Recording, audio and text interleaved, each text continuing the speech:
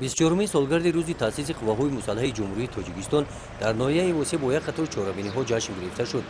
جشنواره ایدانه از عیادت والدان فرزند شجاع وطن گنرال مایور رستم خلالی آغاز گردید.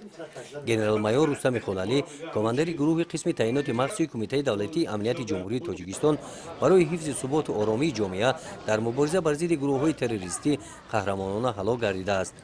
نام رستم خلالی و خدمت‌های او همچون فرزند شجاع وطن در صحیفه تاریخ ابدا باقی خواهد ماند. قهرمانان نمی‌میرند. در ناحیه واسه محله کلانترین شهرک و لیسه کسبی تکنیکی ناحیه به نام رستم خلالی گذاشته شده است. در لیسه کسبی تکنیکی مانند امروز نزد نیم پیکره رستم خلالی گلچنبر گذاشته از او خاطره نیک به یاد می‌آورند.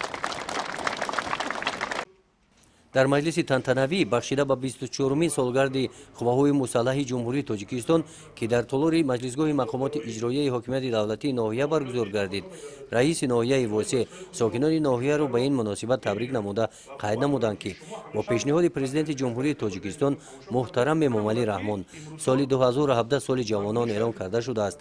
پیشوای ملت در پیام خود قید نموده است که ما با جوانان سازنده خود افتخار میکنیم، چون که جوانان دوران صاحب استقلالی وطنمان امروز با ننگ و ناموس ملی، تشبس‌های شایسته و احساس بلند وطنداری در رشد تاجیکستان عزیز حصه ارزشمند میگذارند و به مادر وطن خود صادقانه خدمت میکنند.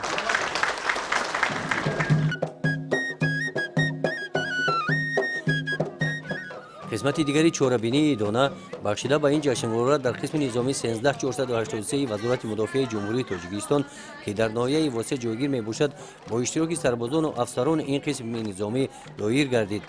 به تبریک سربازان، کارمندان شعبه فرهنگ ناحیه، مادران و این تربیت گیرندگان مؤسسه تحصیلاتی تا مکتبی رقم 1 دیرکتورش بازارگل سعید و با شعر و سرود خاطر سربازان را شاد گردانیدند.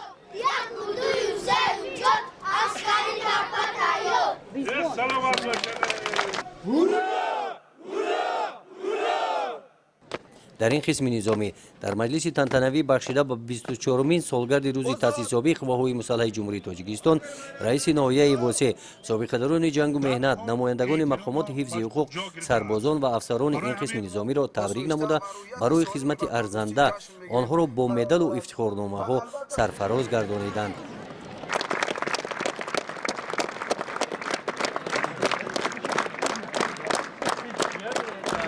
در قسمت فرهنگی چهاربینی کارمندان اداره فرهنگ ناحیه با رقص و سرودهای وطن دوستانه نزد سربازان برآمد کردند.